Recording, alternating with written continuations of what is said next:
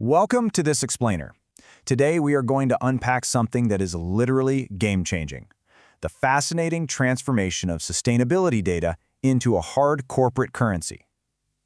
For a really long time, the corporate world looked at sustainability as, well, kind of just a peripheral issue, right? Maybe something for the marketing department to handle on a Friday afternoon. But today, we are witnessing a fundamental rewrite of the rules of global trade. We're going to look closely at how the data surrounding your company's carbon footprint is no longer just a metric for some glossy annual report. It's actually becoming the very currency that dictates your bottom line. So let's get right into it. Okay, let's dive into this pretty provocative question. What if your carbon emissions were actually cold, hard cash? I want you to imagine a world where every single puff of smoke from a factory, every gallon of fuel used in shipping, every kilowatt of energy consumed in manufacturing translates directly into dollars and cents out of your company's pocket. Well, actually, scratch that. You don't really have to imagine it, because that world is already here. The era of sustainability being just a nice-to-have PR asset, that is officially over.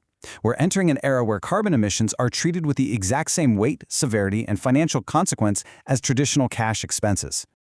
Now, for decades, sustainability was totally dominated by fluffy PR. It was all marketing brochures featuring, green leaves and vague promises about being eco-friendly sometime in the distant future. It was entirely about brand image. But the present reality? It is all about strict financial liability, complex spreadsheets, and rigorous auditing.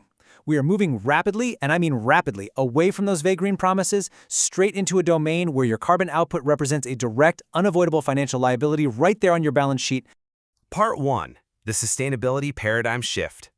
Part 2. Understanding the CBAM catalyst. So what is the massive catalyst behind this huge global economic shift? It's the European Union's Carbon Border Adjustment Mechanism, commonly known as CBAM. The crucial point to understand here is that CBAM is designed to neutrally level the economic playing field. See, for years, the EU has had these really strict environmental rules for its own manufacturers. And to avoid those costs, businesses would sometimes just move their production to regions outside the EU with weaker environmental rules. That's a concept known as carbon leakage. Well, CBAM stops that entirely. It slaps a financial tariff on those carbon-intensive products the exact moment they cross the border into the EU. That ensures foreign polluters pay the exact same price as domestic ones. And listen, this isn't some distant theoretical policy that might happen one day. Back in 2023, the transitional phase began. That means companies are required to report their emissions right now. But the absolutely crucial milestone is 2026. That is when the grace period ends and the hard financial penalties actually kick in. So we are currently navigating this transitional phase, but those undeniable financial penalties are looming right around the corner in 2026, leading up to full, completely uncompromising implementation by 2034. The clock is ticking for global supply chains to adapt. So how do companies successfully navigate this new market reality? You basically have to follow 3 critical steps. Step 1. You have to rigorously calculate the embedded emissions in your imports. You need to know exactly how much carbon was emitted to create your product. Step 2. Based on that calculation, you've got to purchase CBAM certificates. You can think of these as basically buying the right to import your carbon footprint. And Step 3. You surrender those certificates to the authorities to officially account for your footprint. If you miscalculate in Step 1, believe me, you are going to pay for it dearly in Steps 2 and 3. Part 3. Data as corporate currency. 100%. That is the number you need to remember. Under this new regulation, 100% of your embedded emissions data will directly dictate the financial toll your company pays at the border. There's no rounding down here. There's no sweeping a messy portion of your supply chain under the rug. Every single data point regarding your carbon emissions translates to a percentage of a tariff. Your carbon data is now fundamentally indistinguishable from your financial data. If your data's wrong, well, your financial projections are going to be 100% wrong too. This is creating a direct one-to-one relationship between old-school finance and new-school sustainability. Think about the unit of value. Where financial accounting uses dollars or euros, carbon accounting under CBAM uses tons of CO2 equivalent. Where traditional finance requires strict financial audits to prevent fraud, this new reality requires rigorous emissions audits. And most importantly, let's look at the bottom line. It is no longer just about profit or loss. It's about tariff penalties. Carbon accounting now requires the exact same rigorous audits and carries the exact same bottom-line impact as your traditional financial balance sheet. It's the whole shebang. And here is where the danger truly lies for unprepared businesses. If you have high-quality, really precise emissions data, you can actually achieve a lower cost. You only pay for exactly what you emit. But, and this is a big but, if you lack accurate data, you get hit with costly default penalty rates. The authorities will simply assume the worst about your manufacturing process and hit you with the maximum tariff.